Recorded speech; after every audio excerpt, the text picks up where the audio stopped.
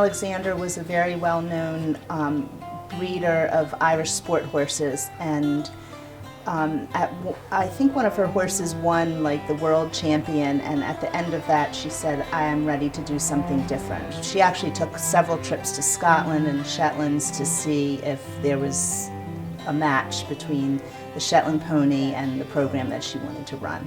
The ponies have a long history of being hardy, survivors, quiet. I mean, if you think about, these are the coal mine ponies. These are the ponies that went down into the coal mines. To have the disposition to survive that kind of treatment and to willingly do their job day after day just says a lot about what their disposition is like. And if you see other programs that might use rescue horses or minis, those animals do a fabulous job, but there's still something different about the Shetland pony.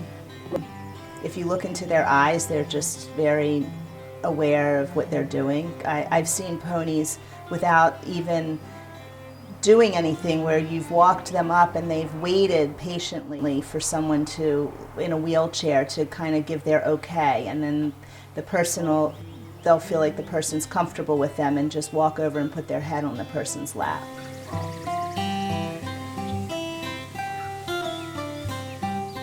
It was a dream that she had when she was, I think, 13 years old, and her brother had passed away, and he had special needs.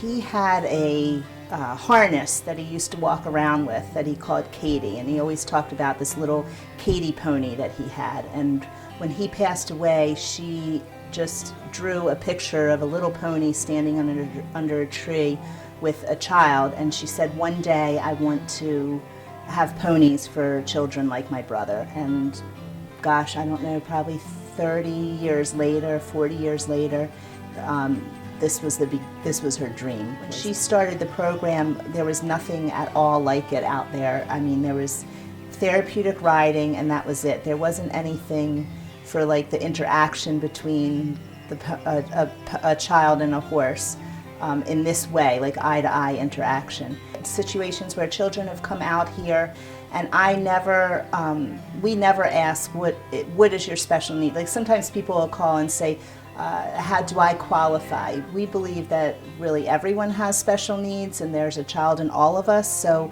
we really are open to anyone that would benefit from our program.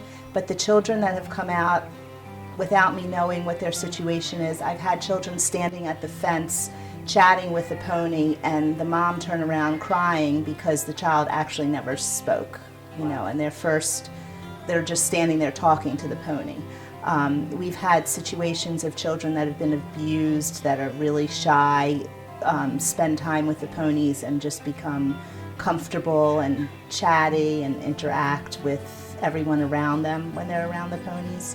It's endless. I think what's different between us and the therapeutic riding programs is when you go out to a therapeutic riding center, you have an outcome. You are there for therapy. We don't provide actual therapy, but what we do is therapeutic.